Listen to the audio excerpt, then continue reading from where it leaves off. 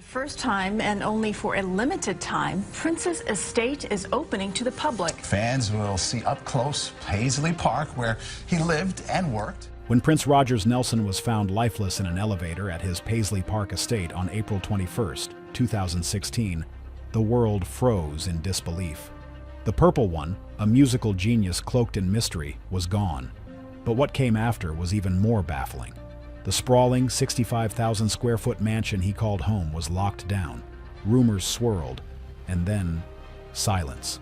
Until one day, a strange phone call rattled local authorities. Someone was reportedly living inside the sealed compound. That tip triggered a chain of events no one could have predicted, involving a long-buried federal search warrant, hushed investigations, and a jaw-dropping discovery that left even veteran agents stunned. As one of them whispered, standing inside Prince's inner sanctum, "This is shocking and intriguing." Another simply muttered, "That's insane." What they found inside Paisley Park was unlike anything the FBI had ever encountered, and it was about to change everything. And it's bad. The majestic world of Paisley Park. Long before Paisley Park became the center of mystery and investigation, it stood as a bold declaration of artistic independence, a monument to Prince's genius, ambition, and refusal to be controlled by the traditional music industry. Built in 1987 in the quiet suburb of Chanhassen, Minnesota, the 65,000 square foot compound wasn't just a home. It was Prince's kingdom. Designed by architect Brett Thoney, the building's sleek white facade gave little away to the outside world. But behind its minimalist exterior was a self-contained universe, part recording studio, part performance hall, part creative laboratory, and part personal sanctuary. Prince didn't believe in boundaries between work and life. At Paisley Park, they blended into one seamless, electrified existence. The estate's heart was Studio A, where some of his most iconic music came to life. The acoustics were engineered to perfection, housing state-of-the-art recording equipment and custom instruments. Prince worked obsessively, often locking himself away for days, emerging only when a song, or an entire album, was finished. From Sign of the Times to Diamonds and Pearls, Paisley Park wasn't just a location, it was a collaborator. There was also the NPG Music Club, a private venue Prince used for late-night jam sessions and surprise concerts. Invited guests, if they passed his famously strict dress code, were treated to intimate, unpredictable performances. It wasn't unusual for a show to start at 2 a.m. and last until sunrise. Elsewhere in the building, editing bays hummed quietly, working on Prince's films and videos. The hallways were lined with purple hues, abstract art, and surreal lighting. He had themed rooms, some designed to reflect his moods or astrological beliefs. The vibe was mystical and deliberate, never random. Upstairs were Prince's private quarters. Sparsely decorated but full of warmth, it was a space he fiercely protected. He lived alone, often communicating by notes or through intermediaries. He didn't allow housekeepers into certain rooms, and even some of his closest collaborators never saw more than the recording studios. One of the most talked about and most secretive features was his legendary vault, a soundproofed, heavily secured room where Prince stored thousands of unreleased recordings, videos, and writings. Insiders claimed it could contain decades of unheard material. What he planned to do with it remains a mystery. The vault was a fortress within the fortress. To fans, Paisley Park was a symbol of freedom and innovation. But to those who knew Prince personally, it was also a retreat. He once said he built the space because he wanted to create an environment that inspired him, without interruption, without interference. He called it a place where dreams could be realized. And in many ways, it was. Paisley Park was alive with music, constantly evolving, always just a little ahead of its time. But when Prince died, that life was suddenly extinguished. The estate went dark. What remained was silence, secrecy, and the eerie feeling that something about the place had changed. Prince's final days and shocking death. In the spring of 2016, fans began to worry. Prince, usually a force of energy and elegance, had started showing signs that something wasn't right. On April 15th, his private jet made an emergency landing in Moline, Illinois, just hours after a concert in Atlanta. His representatives said he had the flu, but insiders whispered about something far more serious. Prince, who had always rejected hard drugs and preached clean living, was quietly battling unimaginable pain. In truth, he had been dealing with intense physical issues for years. Decades of high-energy performances in high-heeled boots had damaged his hips and joints. He reportedly declined traditional surgery because of his beliefs as a Jehovah's Witness. Instead, he relied on painkillers. Privately, the dependency grew. Publicly, he remained poised. Just days after the emergency landing, Prince appeared at a record store and later hosted a dance party at Paisley Park to assure fans he was fine.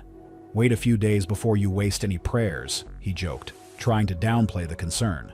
But behind the scenes, he was slipping into deeper trouble. On the morning of April 21st, 2016, tragedy struck. Prince was found unresponsive in an elevator at Paisley Park by staff members who immediately called for help. Despite attempts to revive him, he was pronounced dead on the scene. The world was stunned. This was not just a celebrity death. This was the loss of a legend, a genre-defying icon whose music had shaped generations. The official autopsy revealed what many feared: an accidental overdose of fentanyl, a synthetic opioid 50 times more powerful than heroin. The pills found in his system were mislabeled as hydrocodone, but were actually laced with the deadly drug. He likely had no idea what he was taking. Within hours, Paisley Park became a crime scene. Law enforcement officials and medical examiners began combing the property for clues. The Carver County Sheriff's Office led the investigation, assisted by the Drug Enforcement Administration, DEA, and the U.S. Attorney's Office. Search warrants were executed for Prince's medical records, cell phone data, and even the names of potential prescribing doctors or suppliers.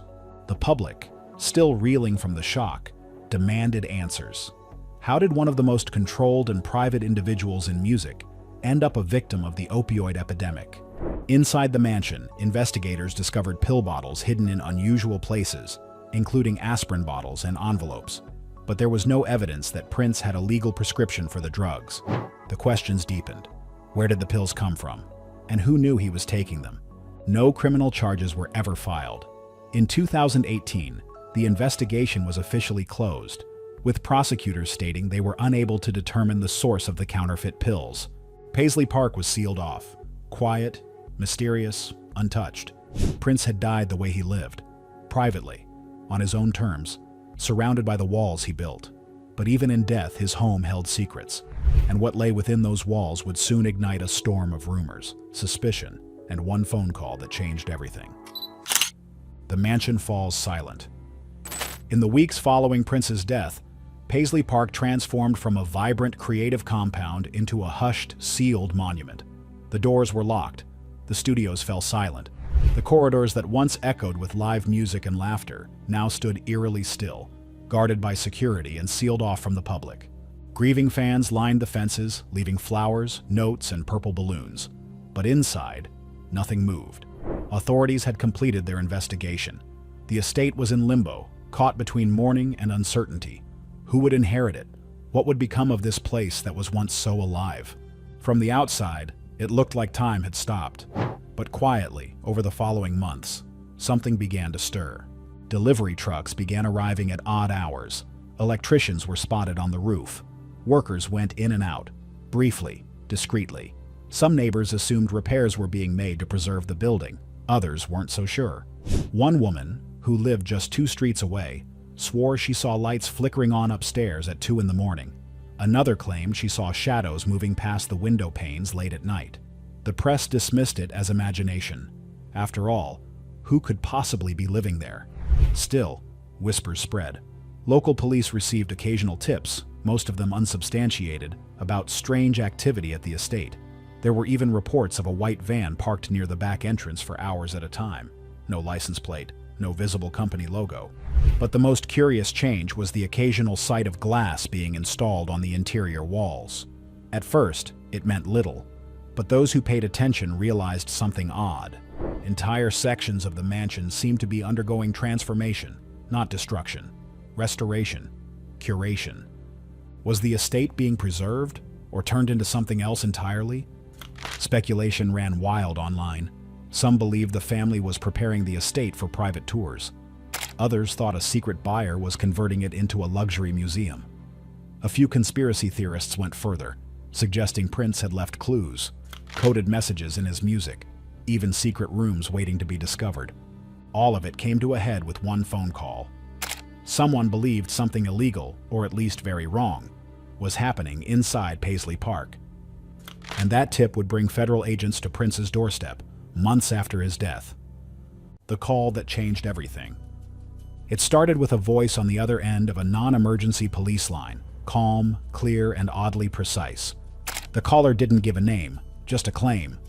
Someone's living inside Paisley Park, and I don't think they're supposed to be there. At first, the dispatcher dismissed it.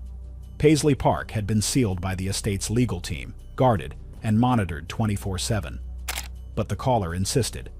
They claimed they'd seen someone on the grounds more than once. Lights on at strange hours, subtle movements in the windows, and unfamiliar vehicles slipping in through the rear loading area, always late at night. Curious and slightly concerned, the report was forwarded to the local sheriff's department. A deputy followed up, driving past the estate one night. Nothing appeared out of place. Still, the report was logged. What no one knew, not even most of the estate's staff, was that a federal search warrant had quietly been issued soon after Prince's death. However, the court had authorized sealing the warrant, which is why it was never immediately executed. This warrant had nothing to do with trespassing or squatting. It was connected to the growing investigation into counterfeit prescription drugs, as part of a broader probe into the source of the fentanyl-laced pills that took Prince's life. Federal authorities had been preparing to gain access to the estate to trace their origins, communications, prescriptions, packaging, and distribution networks. But because the warrant was sealed, the investigation stalled until a new tip revived the case. If someone truly was inside the mansion, unauthorized, potentially disturbing a sealed scene, it was enough to justify a deeper federal look. And just like that, the long-dormant search warrant was reactivated. Within days, a quiet but coordinated operation was launched. Federal agents, working with local authorities, approached the estate in plain clothes. No lights, no sirens. Just a cold knock on the door of a place that hadn't seen outsiders in months. They were granted access. The security staff, limited and confused, couldn't answer key questions. Who had recently entered? Who had approved the restoration work? Where were the logs? Once inside, what they saw left them speechless. The compound was no longer just Prince's former home. It was something else entirely. One agent later said, "We walked in expecting a sealed-off mansion, but what we found looked like a shrine, a museum." That's when we knew this was more than just a drug investigation. Inside the mansion, a shrine, frozen in time. As federal agents stepped into the grand atrium of Paisley Park, the mood shifted from investigative to reverent. What they expected was a locked-down estate, quiet, untouched since Prince's passing. What they found was something else entirely, a meticulously preserved shrine, as if time had been suspended the moment the artist died. Glass display cases lined the hallways, each filled with iconic memorabilia. A purple suit worn during the Purple Rain tour, a custom-made guitar shaped like a symbol only Prince understood, his notebooks still open to half-written lyrics, his cane, his shoes. Even his sunglasses sat on velvet backdrops, labeled and positioned with care. And then, most chilling of all, in one central room surrounded by purple lighting and floral arrangements, was an urn containing Prince's ashes, enshrined in a miniature replica of Paisley Park itself. One agent stepped back and whispered, "This is shocking and intriguing. It looks like some kind of display." Another, clearly shaken, just muttered, "That's insane." The level of detail was staggering. It was as if someone had turned Prince's private world into a tribute overnight. Studio rooms were preserved exactly as they had been when he last used them. Coffee cups were still in place. Notes were still pinned to the walls. Recording consoles glowed softly under dim ambient lighting. What baffled investigators most was how far along the transformation had gone. Entire wings had been repurposed to house exhibits. Tour paths had been mapped out with subtle floor markers. Projectors sat ready to play exclusive video footage. It was clear, this wasn't just being maintained, it was being prepared. But for whom? There were no public announcements, no official permits displayed, no paperwork indicating a planned public facility. The estate's legal status was still tangled in probate. Yet here it was, nearly complete, as though someone had taken Prince's death as the starting gun to curate his life. The feds weren't there to investigate a museum. Their original warrant concerned prescription drugs, potential criminal suppliers, and digital communications. But what they found blurred the line between crime scene and consecrated ground. To make matters more surreal, the vault, a place of legend among Prince fans, had been cracked open. Agents were permitted to look inside. Floor-to-ceiling stacks of unreleased music, videos, and handwritten manuscripts lined the space. If there was ever any doubt about Prince's prolific genius, it ended there. Still, despite all the splendor, one question lingered. Who had approved all of this? The estate was under court supervision. The family was still sorting out control. Yet someone, somewhere, had begun turning Paisley Park into a time capsule of Prince's life, without telling the world. That discovery changed everything. Just weeks later, court documents were quietly adjusted. And within months, Paisley Park's doors would officially open to the public. But for those federal agents, that night inside the mansion would remain etched in memory. They didn't just walk through a celebrity home. They stepped into the soul of an artist and witnessed the birth of a legend's second life. Some insiders whispered that the mansion's transformation into a museum wasn't merely about preserving Prince's legacy. It might have been a deliberate effort to quietly secure and control materials too sensitive or controversial for public eyes. Beyond the meticulously arranged displays and memorabilia, rumors circulated about hidden rooms tucked away behind secret panels or concealed doors, possibly containing personal journals, unreleased recordings, or even documents revealing aspects of Prince's life and final days that he never wanted exposed. Adding to the mystery were encrypted files found on his digital devices, impenetrable walls of data that resisted even the most advanced decryption efforts. What secrets could those files hold? Were they merely additional music tracks, or something more profound? Confessions, private thoughts, or evidence that could rewrite the narrative of his last years? Some wondered if Paisley Park was less a shrine and more a carefully guarded vault, an encrypted capsule of truths and mysteries that would only surface when the time was right. Was the estate's silent transformation a tribute, a cover-up, or something in between? The questions lingered as the estate quietly prepared to open its doors, inviting the world to explore not just a legend's art, but possibly the hidden story behind it, from private sanctuary to public treasure. 6 months after Prince's death, and just 2 months after the quiet but startling federal visit, Paisley Park opened its doors to the public. The transformation that agents had witnessed in private was now a reality for the world. What had once been an impenetrable fortress of solitude was suddenly a pilgrimage site, open for tours, media coverage, and fan tributes. On October 6, 2016, hundreds gathered outside the estate under a gray, overcast sky. Some wept. Some wore purple from head to toe. Some held roses or signs. When the gates finally opened, visitors walked into what had once been the most private space in Prince's life, a place he had rarely shared, even with his closest collaborators. For many fans, this wasn't a tour, it was a pilgrimage. They had come from across the country, even overseas, drawn by a magnetic pull to the place where Prince had lived, created, and ultimately died. The opening had been fast-tracked, almost eerily so. In a matter of months, a team led by Graceland Holdings, the same company that manages Elvis Presley's estate, had transformed the private compound into a space that blended reverence with spectacle. They brought structure and experience, helping turn the chaotic transition into something workable, at least temporarily. Tours were designed to respect Prince's artistry. Guests could walk through Studio A, where albums like Sign of the Times and Musicology were crafted, preserved almost exactly as they had been. They could see his wardrobe vault, packed with flamboyant outfits, sequined jackets, ruffled blouses, heeled boots, and accessories so uniquely Prince they defied category. Each item told a story, from early days to his Super Bowl halftime show. The colors, the textures, the audacity, it was all still alive inside those rooms. The NPG Music Club was opened as an event space, and even the cafeteria, where Prince once hosted band meetings, was preserved. Prince's love of art and film was on display, too. Projectors played rare concert footage, behind-the-scenes moments, and unreleased videos. Every hallway was a time machine. Every doorway led deeper into the mind of a man who had bent genres, genders, and expectations to his will.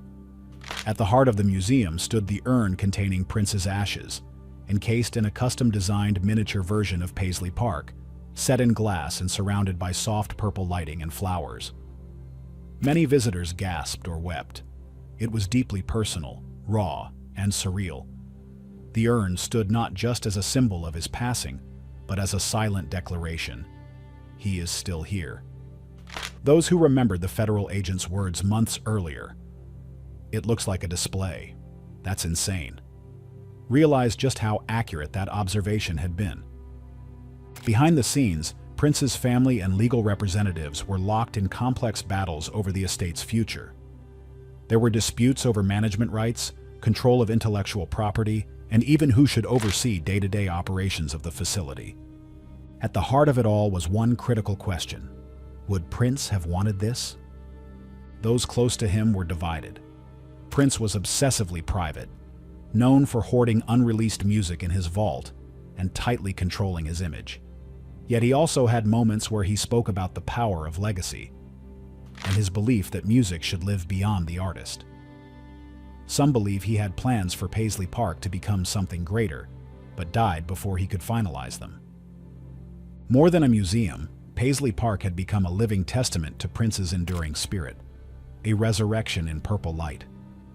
But this wasn't just a showcase of wealth or stardom. It was a window into Prince's soul. His handwritten lyrics were framed beside finished recordings. Notes about love, race, spirituality, and rebellion filled pages displayed behind protective glass. One note read simply, "The music never lies." Behind the scenes, Prince's estate continued to navigate legal complexities, but for the public, that day at Paisley Park wasn't about litigation or ownership. It was about reconnection. It was about stepping into a space where music history had been made and still lingered in the walls. Some critics questioned whether the museum would commercialize his memory. Others argued Prince never would have wanted his home turned into a tourist destination. But for many, walking those halls, feeling the vibration of his work, seeing the spaces he touched, it felt like he had approved it, like he had left a blueprint behind. Perhaps most striking was how eerily complete everything felt, as if Prince himself had planned the museum before his death. Whether that's true remains one of the many mysteries still surrounding his legacy. But one thing is certain. When the doors of Paisley Park opened to the world, they didn't just reveal a collection of artifacts, they offered a glimpse into genius. And in doing so, they ensured that Prince's presence would never fade. If you could walk through the private world of your favorite artist, would you want to see everything? Or would some mysteries be better left untouched? Share your response below. Thank you for watching. See you in the next one.